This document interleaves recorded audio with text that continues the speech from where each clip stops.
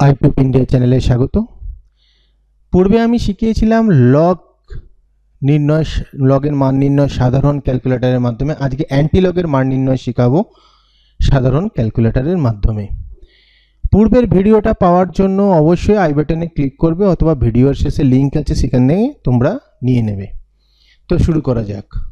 তাহলে শুরু করি বন্ধুরা। কয়েকটা স্টেপের মাধ্যমে আমরা এটা শিখব যে নর্মাল ক্যালকুলেটর যে রয়েছে, বেসিক ক্যালকুলেটর যেগুলো রয়েছে সেগুলোর মাধ্যমে কিভাবে অ্যান্টিলগ করব। তো স্টেপ 1, স্টেপ 2, স্টেপ 3, স্টেপ 4 ভালো মতন দেখবে। তো ভালো করে দেখলে তোমরা এটা অবশ্যই পেরে যাবে। দেখো, যে কোনো একটা অ্যান্টিলগ নাম্বার নেবে, সেটা বেসিক ক্যালকুলেটরে লিখবে, তাকে ডিভাইড করবে 22, 76, 95 দিয়ে। যেটা ডিভাইড করে বেরাবে তার সাথে অ্যাড করবে 1। এতটা পর্যন্ত সোজা রয়েছে। এবার এই জিনিসটা ফলো করবে, তারপরে প্রেস করবে এক্স এবং ইকুয়াল টু 19 বার।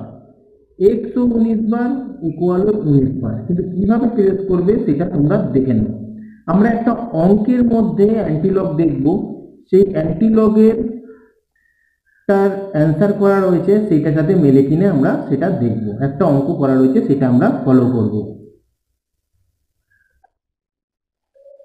এই অঙ্কটায় দেখো অ্যান্টিলগ করা হয়েছে, যার উত্তর এটা বেরিয়েছে 1.059। এবার আমরা দেখবো এটা এই উত্তরের সাথে আমাদের মিলছে কিনা। হ্যাঁ, পয়েন্টের পরে অনেক সংখ্যা থাকে, আমরা 2 দশমিক কি 3 দশমিক সংখ্যা পর্যন্ত সেটা নেব। তাহলে ক্যালকুলেটরে এখন করি।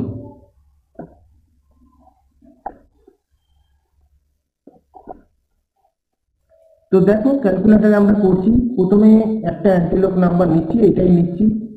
এই অঙ্কের আমাদের উত্তরটা সামনে রয়েছে, তাহলে বুঝতে সুবিধা হবে।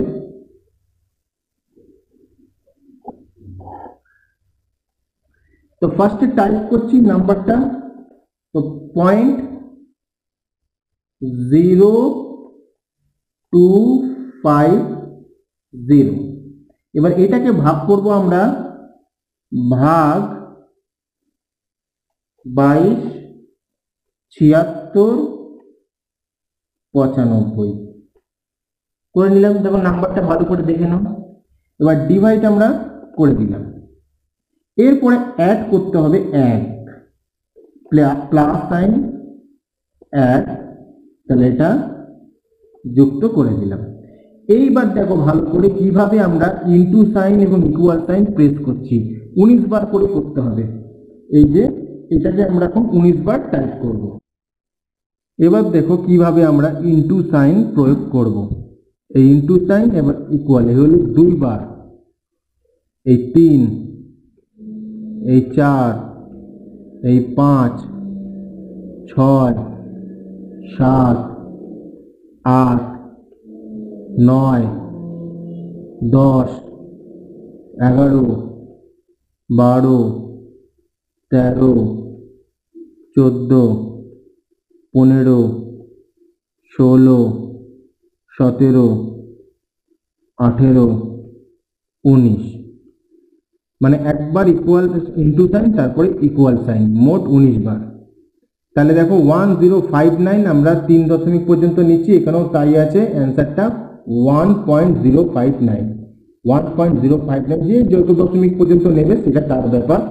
আমরা 3 দশমিক পর্যন্ত ধরেছি, তো এটা তাহলে বুঝতেই পারছো যে কতটা সহজ পদ্ধতিতে তোমরা নর্মাল ক্যালকুলেটারে করে দেবে। কোনো লগ টেবিলের কোনো প্রয়োজন হয় না। এর আগে আমি লগ বের করা শিখিয়ে দিয়েছি, সেটাও তোমরা দেখে নিতে পারবে। আই বাটনে ক্লিক করলে বা ভিডিও শেষে তোমরা লিঙ্ক পেয়ে যাবে। এটা হচ্ছে অ্যান্টিলগ তৈরি করার পদ্ধতি, মান বার করার নর্মাল ক্যালকুলেটরের মাধ্যমে। ভিডিওটা ভালো লাগলে লাইক, কমেন্ট, শেয়ার করে দিও।